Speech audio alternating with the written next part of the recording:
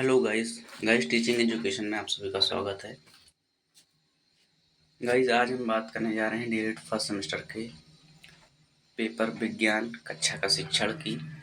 और दोस्तों इसमें हमने कुछ अति लघु उत्तरीय प्रश्न लिए हैं पवन सीरीज से, तो उन्हीं पे बात करने जा रहे हैं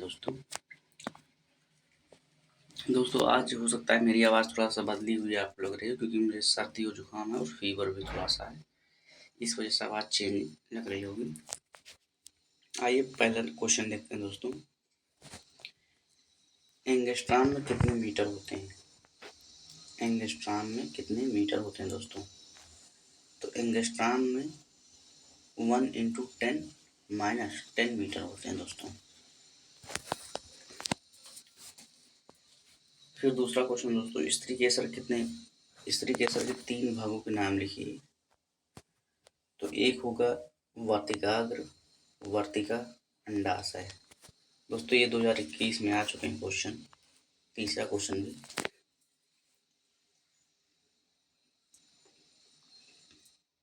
दोस्तों, जो इसमें पहला क्वेश्चन है एंगस्ट्रॉम में कितने मीटर होते हैं, 1 × 10⁻⁻10 मीटर हो गया। मुझे थोड़ा कंफ्यूजन लग रहा था, लेकिन 1 × 10⁻⁻10 मीटर होगा। तीसरा क्वेश्चन दोस्तों, विषमांगी मिश्रण के 2 गुण लिखिए।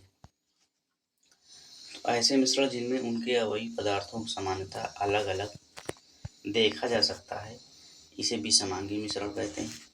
विषमांगी मिश्रण में सभी घटक समान रूप से वितरित नहीं होते। एक बार फिर से देख लेते हैं दोस्तों। विषमांगी मिश्रण के 2 गुण लिखिए।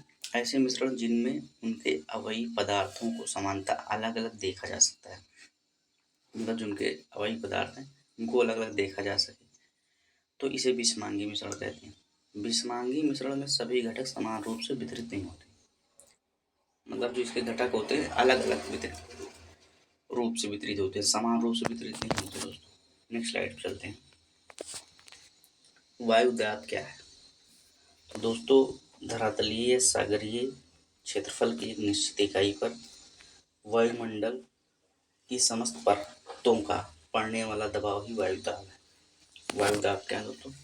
धरातलीय या सागरीय क्षेत्रफल की एक निश्चित इकाई पर वायुमंडल की समस्त परतों का पड़ने वाला दबाव ही वायुदाब।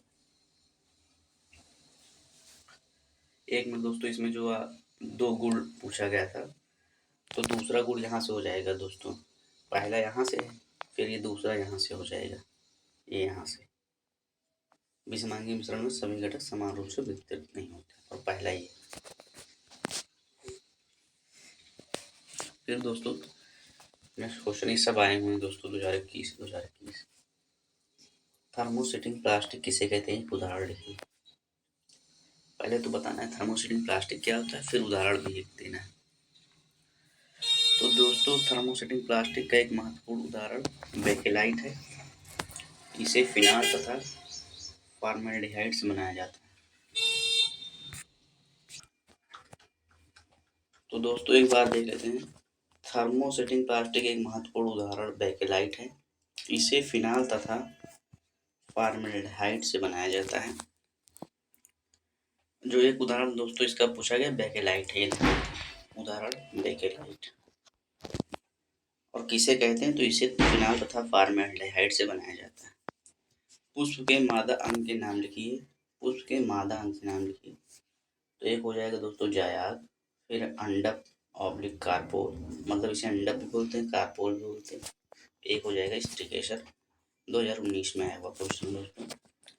नेक्स्ट स्लाइड पर चलते हैं। सजीव के एक लक्षण लिखिए। तो दोस्तों ये निश्चित आकार एवं माप होती है सजीव की, यह चीज आप ध्यान दीजिएगा।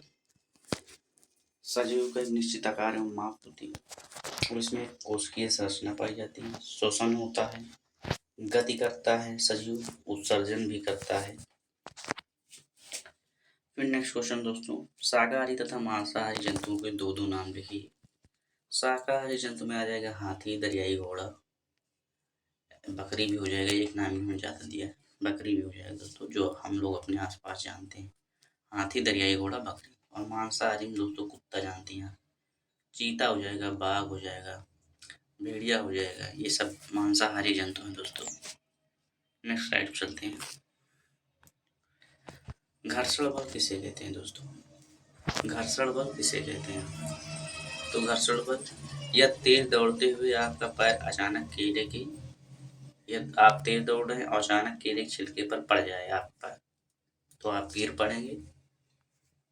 कैरम बोर्ड पर पाउडर कॉमा छिड़कने से गोटी बहुत तेजी से फिसलती है। यदि आटा चक्की के पट्टे घिस जाएं तो क्या होगा? यदि आटा चक्की के पट्टे घिस जाएं तो क्या होगा? चक्की गति नहीं करेगी, घर्षण बल की मात्रा अत्यंत कम होने के कारण ऐसा होता है। जैसे दोस्तों आटा चक्की के जो पट्टे होते हैं एकदम घिस जाते हैं, मतलब दांता जो रहता है वो नहीं रहेगा, तो चक्की की गति जो होगी नहीं करेगी, लेकिन बहुत धीमी होगी, क्योंकि घर्षण बल की मात्रा कम हो गई है दोस्तों। एक बार फिर से रिपीट कर देता दोस्तों, घर्षण बल किसे कहते हैं?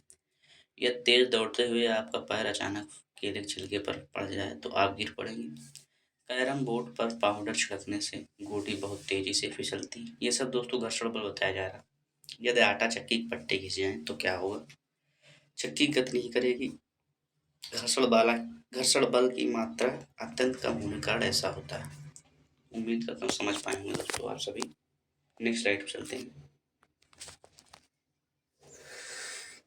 और फिर दोस्तों किन्हीं दो सतहों के संपर्क तलों के बीच सापेक्ष गति का विरोध करने वाले बल को घर्षण बल कहते हैं।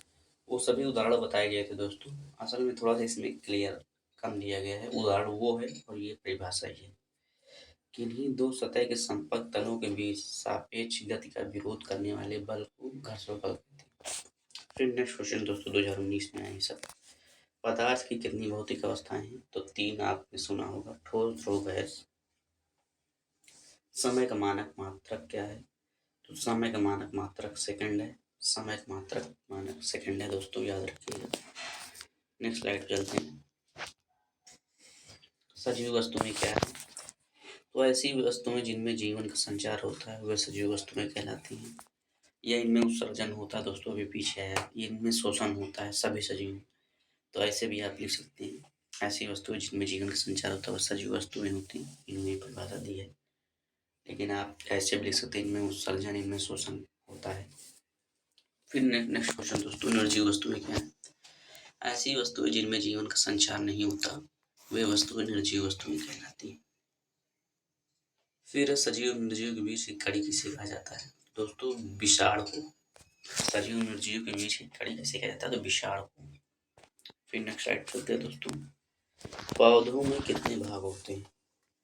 दोस्तों पौधों में 3 भाग होते हैं, जैसे जड़, तना एवं पत्ती। जड़, तना एवं पत्ती, मतलब कुल 3 भाग। फिर नेक्स्ट क्वेश्चन दोस्तों, पौधों में प्रजनन कितने प्रकार से होता है? तो पौधों में प्रजनन 3 प्रकार से होता है। फिर नेक्स्ट क्वेश्चन दोस्तों, पौधों एवं जंतुओं में प्रमुख अंतर क्या है? प्रमुख अंतर बताना दोस्तों। तो पेड़ पौधों में वृद्धि जीवन पर्यंत होती है, बात सही है। जो पेड़ पौधे होते हैं दोस्तों इनमें वृद्धि जीवन पर्यंत होती है, परंतु जंतुओं में वृद्धि एक निश्चित आयु तक होती है, उसके बाद रुक जाती है दोस्तों। लेकिन पेड़ पौधों में ऐसा नहीं है। मतलब पेड़ पौधों का जीवन काल होता है, जब तक इनका जीवन काल होता है तब तक इनमें नए पत्तियां वृद्धि होती रहती है, आपने देखा होगा। लेकिन जंतुओं में ऐसा नहीं होता, एक निश्चित समय सीमा के बाद रुक जाती है दोस्तों। नेक्स्ट स्लाइड पर चलते हैं। पौधे तथा जंतुओं में समानता संबंधी लक्षण बताइए। पौधों एवं जंतुओं में जो लक्षण समान होते हैं दोस्तों उनको बताना है। तो सभी पौधों एवं जंतुओं में अपने समान जीवों को उत्पन्न करने की क्षमता होती है। पौधों एवं जंतुओं, पौधों जैसे आम का पेड़, आम फल होता है जो उसमें कुशली होती है दोस्तों, या बीज बोल सकते हैं, होता है, उससे नए पौधे उगाए जाते हैं। मतलब वही कि एक पीढ़ी दर पीढ़ी। और जंतुओं में से दोस्तों होता है, मतलब समान जीवों को उत्पन्न करने की क्षमता होती है, ये जानिए आप। पुष्प में कितने भाग होते हैं? तो पुष्प में कुल 4 भाग होते हैं। फिर दोस्तों नेक्स्ट क्वेश्चन है, जीवधारियों में अनुकूलन किन कारणों से होता है? जीवधारियों में अनुकूलन किन कारणों से होता है? तो जीवधारियों में अनुकूलन वातावरण, भोजन तथा भोजन की उपलब्धता के कारण होता है।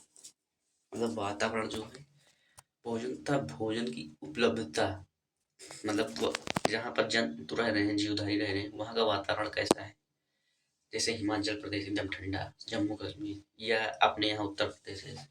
और फिर भोजन कैसे मिल रहा है, भोजन की उपलब्धता क्या है, तो दोस्तों ये अनुकूलन में सब डिपेंड करता है दोस्तों, अनुकूलन के कारण है दोस्तों ये सब। नेक्स्ट स्लाइड चलते हैं दोस्तों, आज की लास्ट स्लाइड है। संरचनात्मक अनुकूलन से क्या अभिप्राय है? संरचनात्मक अनुकूलन से क्या अभिप्राय है?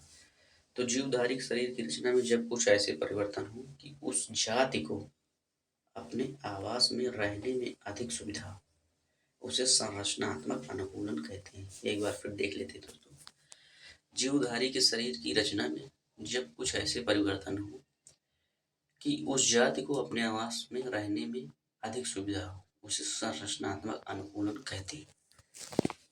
लास्ट क्वेश्चन दोस्तों आज का, पौधों में जड़ का क्या उपयोग है? तो पौधों को भूमि से जल, खनिज, लवण उपलब्ध कराना। जड़ का मेन उपयोग ये है भैया कि भूमि से जल, खनिज, लवण उपलब्ध कराना। दोस्तों उम्मीद करता हूँ आप सभी क्लास पसंद आई होगी। दोस्तों वीडियो को लाइक और चैनल को सब्सक्राइब कर लीजिएगा और अपने फ्रेंड्स को भी शेयर कर दीजिएगा, और जो ग्रुप्स बने हैं उनमें भी शेयर कर दीजिएगा दोस्तों आप सभी अपना ख्याल रखिएगा। नेक्स्ट क्लास में मिलते हैं। Thank you.